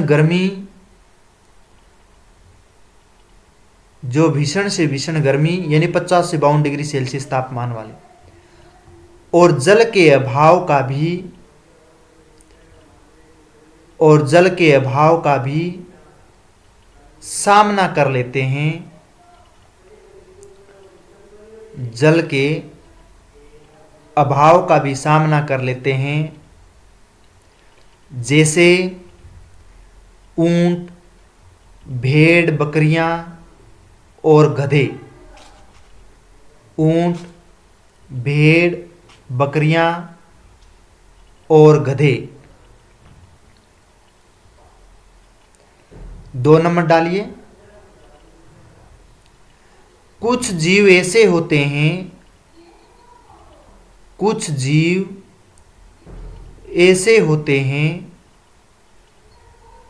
जो भूमि के भीतर काफी समय तक रहकर, कुछ जीव ऐसे होते हैं जो भूमि के भीतर काफी समय तक रहकर कठोर गर्मी या सर्दी से, कठोर गर्मी और सर्दी से अपना बचाव कर सकते हैं, जैसे सांप या गिरगिट और चूहे। सांप, गिरगिट और चूहे, यानी एक बिल बना करके काफी आंतरिक भाग तक ये चले जाते हैं, ठीक है ना। तो उस गर्मी में भी और अधिक सर्दी में भी अपने आप को बचा लेते हैं। 3 नंबर, भूमि पर तेज दौड़ने वाले घोड़े, भूमि पर तेज दौड़ने वाले घोड़े, 12 सींगे, तेज दौड़ने वाले घोड़े, 12 सींगे, लोमड़ी, भेड़िया, हिरन आदि भी मिलते हैं। लोमड़ी, भेड़िया और हिरन आदि भी मिलते हैं। स्तुरमुर्ग नामक पक्षी भी यहां मिलते हैं। यह बहुत तेज दौड़ सकते हैं, और उनकी गर्दन ऊंट की तरह लंबी होती है। उनकी गर्दन ऊंट की तरह लंबी होती है।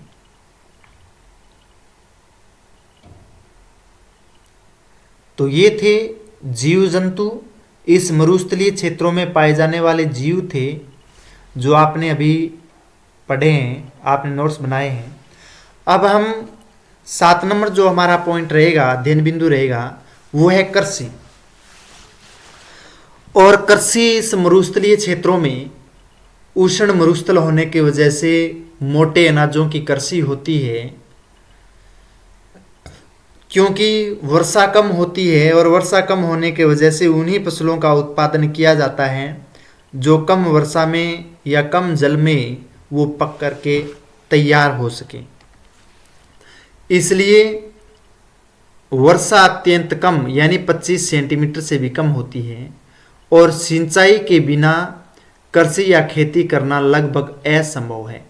यानी बहुत शुष्क मरुस्थल में जाओगे आप, तो वहाँ पर अगर सिंचाई की सुविधा नहीं है तो वहाँ पर आप कृषि नहीं कर पाओगे।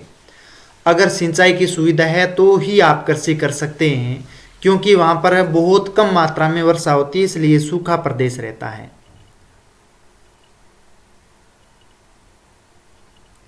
इसलिए इन क्षेत्रों में सीमित कृषि होती है। अगर मुख्य फसलों की बात करें तो यहाँ पर खजूर, बाजरा और जौ या फिर मक्का, इस तरह की कृषि होती है। और सबसे ज़्यादा जो उत्पादन किया जाता है वो किया जाता है बाजरा।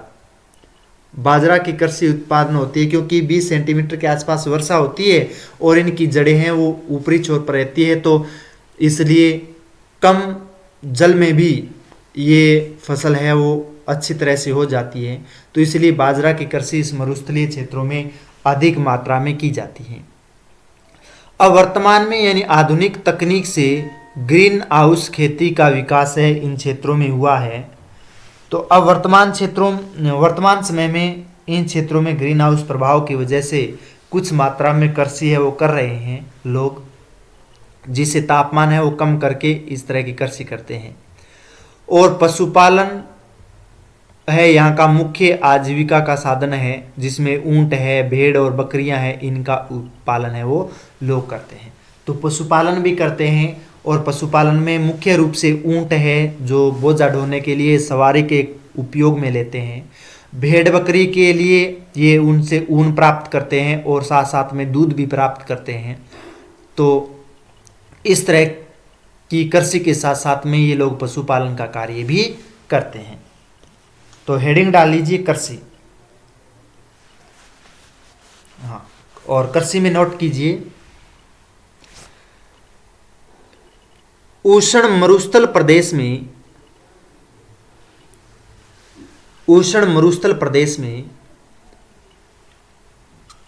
कृषि अत्यंत कठिन होती है। उष्ण मरुस्थल प्रदेश में कृषि अत्यंत कठिन होती है, क्योंकि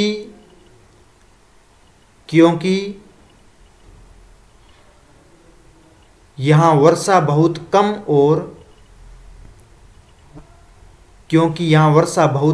और अनियमित होती है। यहाँ वर्षा बहुत कम और अनियमित होती है। अधिक तापमान,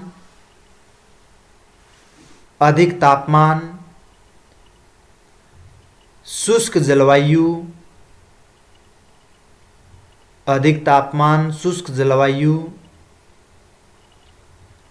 तथा रेतीली मिट्टी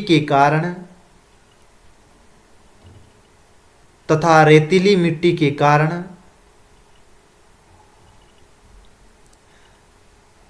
कृषि करना संभव नहीं हो पाती है।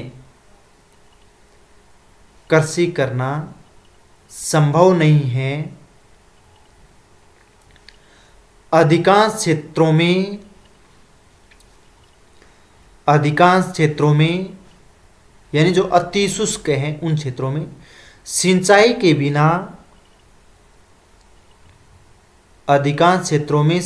के बिना फसल उत्पादन असंभव है।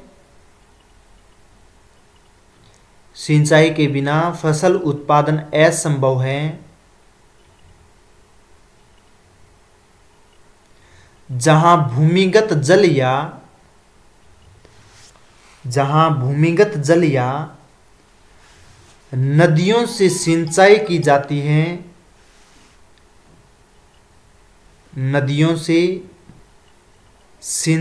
जाती है,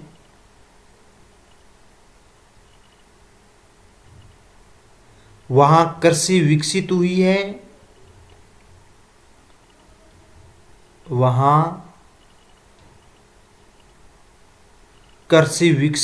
है।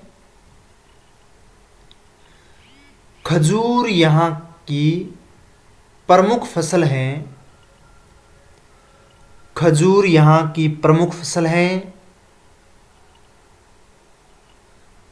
जो कम वर्षा में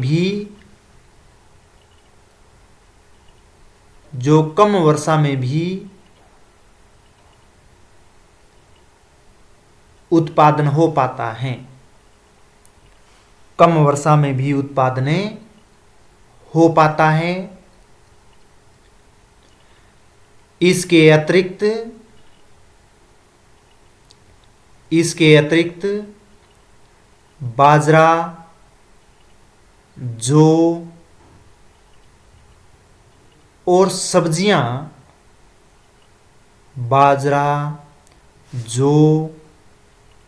और सब्जियां सीमित मात्रा में उगाई जाती है। बाजरा, जौ और सब्जियां सीमित मात्रा में उगाई जाती हैं।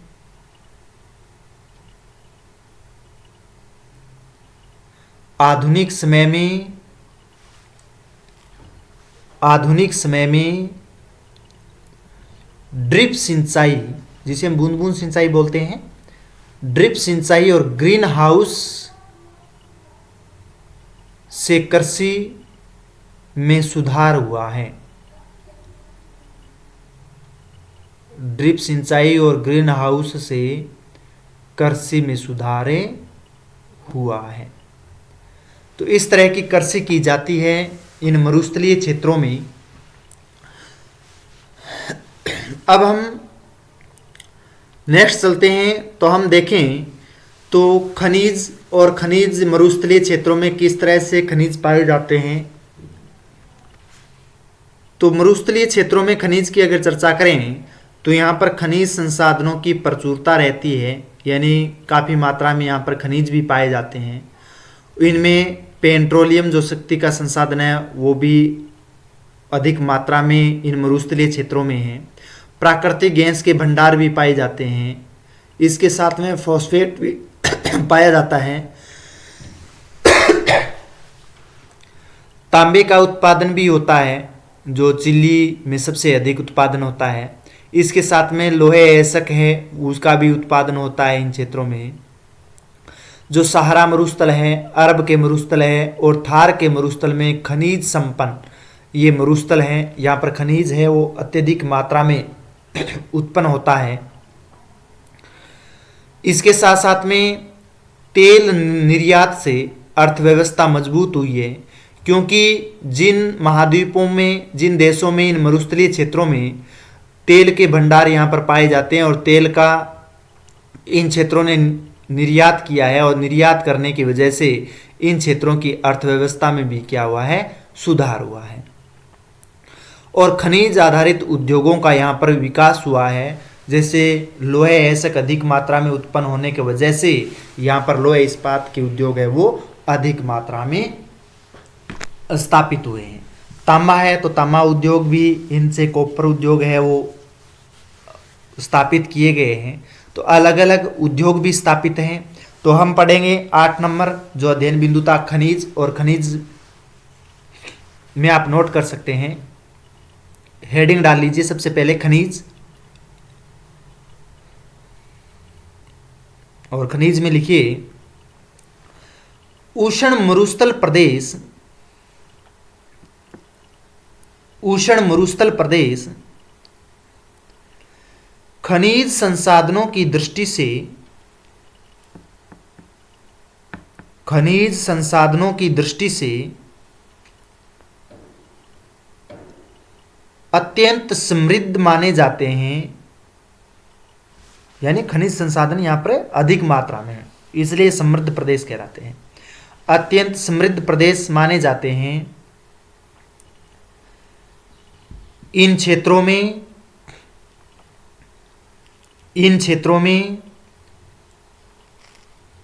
पेट्रोलियम और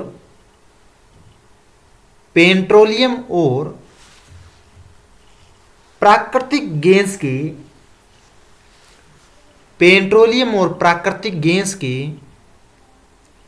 विशाल भंडार पाए जाते हैं। पेट्रोलियम और प्राकृतिक गैस के विशाल भंडार पाए जाते हैं। विशेषकर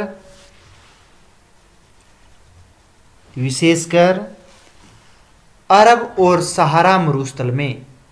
यानी अरब मरुस्थल की स्थिति अगर पता करें तो आप देखोगे विश्व का डायग्राम, ये अरब मरुस्थल है।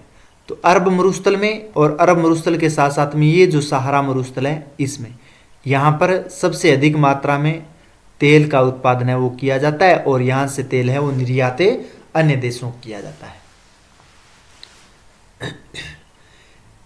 इसके अतिरिक्त फॉस्फेट, तांबा, लोहा और यूरेनियम जैसे फॉस्फेट, तांबा, लोहा और यूरेनियम जैसे खनिज भी मिलते हैं। यूरेनियम जैसे खनिज भी मिलते हैं। खनिज संसाधनों की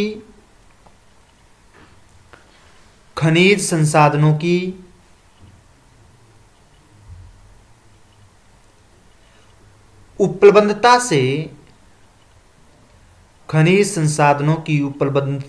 से इन क्षेत्रों की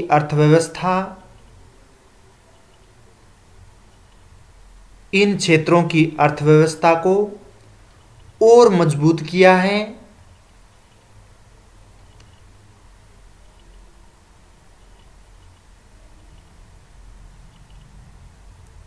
इन क्षेत्रों की अर्थव्यवस्था को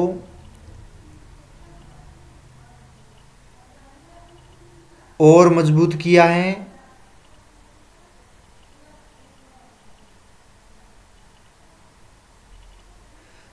तेल निर्यात से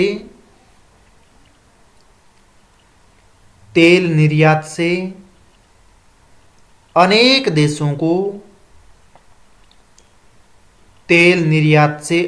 देशों को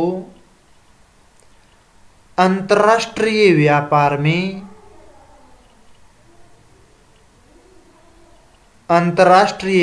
में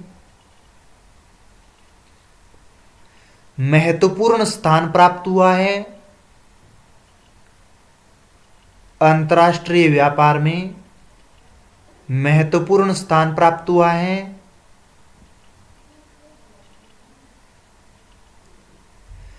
खनिज आधारित उद्योगों,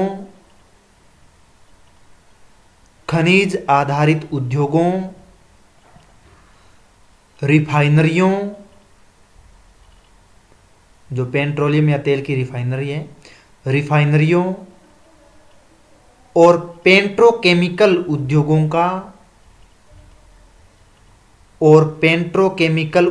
का तीव्र विकास हुआ है। पेट्रोकेमिकल उद्योगों का तीव्र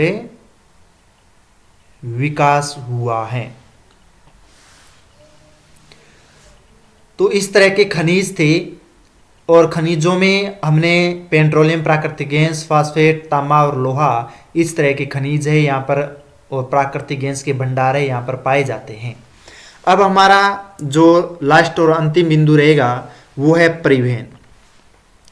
और परिवहन में अगर हम देखें तो इन मरुस्थलीय क्षेत्रों में आपको बहुत कम मात्रा में परिवहन के साधन है वो मिलेंगे, क्योंकि मरुस्थलीय क्षेत्र है और मरुस्थलीय क्षेत्रों में परिवहन का अभाव रहता है, क्योंकि सीमित और विरल जनसंख्या के कारण परिवहन सीमित है यहाँ पर, क्योंकि जनसंख्या कम है और वो भी बिखरे हुए रूप में आपको संघन रूप में नहीं मिलेंगे, बिखरे हुए रूप में मिलेंगे आपको। जनसंख्या घनत्व है वो सबसे कम इन मरुस्थलीय क्षेत्रों में है, और कम होने के वजह से परिवहन है वो सीमित है।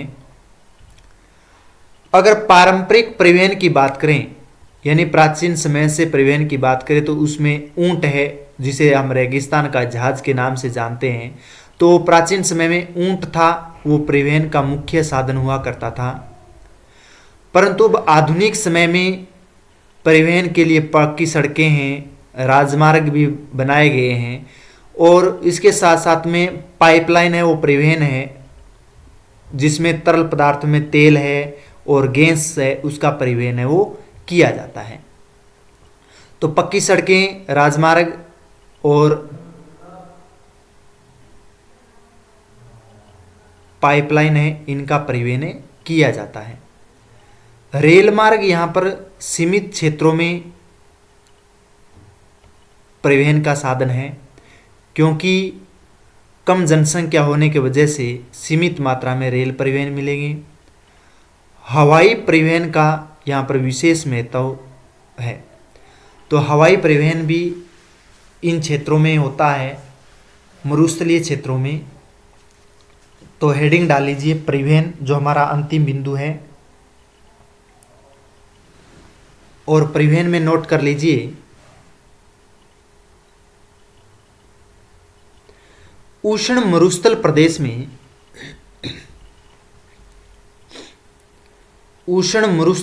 में परिवहन के साधन सीमित होते हैं। उष्ण प्रदेश में परिवहन के साधन सीमित होते हैं क्योंकि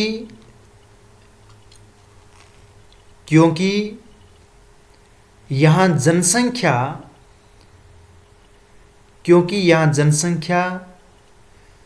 विरल और भौगोलिक परिस्थितियों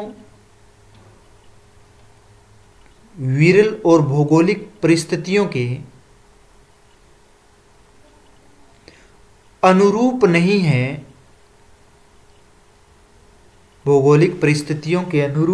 है, पारंपरिक रूप से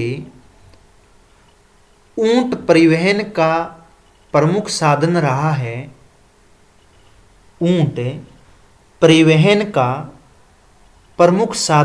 है। जिसे रेगिस्तान का जहाज कहा जाता है।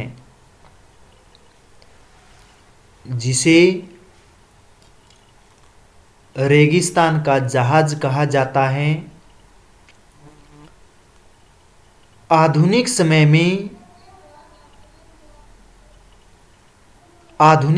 में सड़कों और राजमार्गों का विकास हुआ है।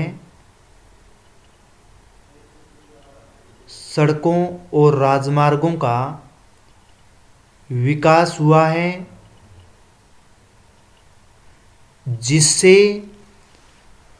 आवागमन आसान हुआ है।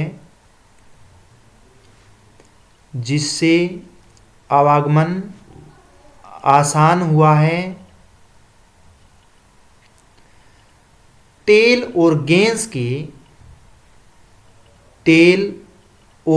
के परिवहन के लिए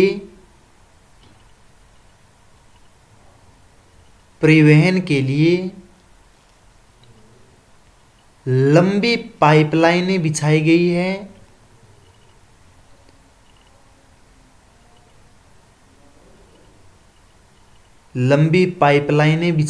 है।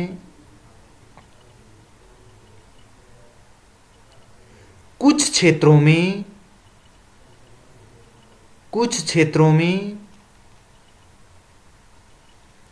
रेल मार्ग भी विकसित किए गए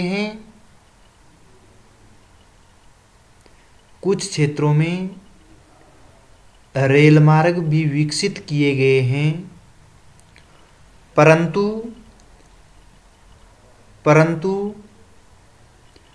उनका विस्तार सीमित है।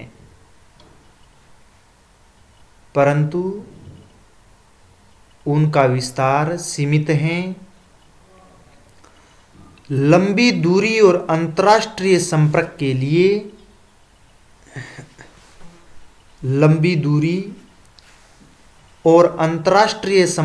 लिए हवाई परिवहन का विशेष महत्व है।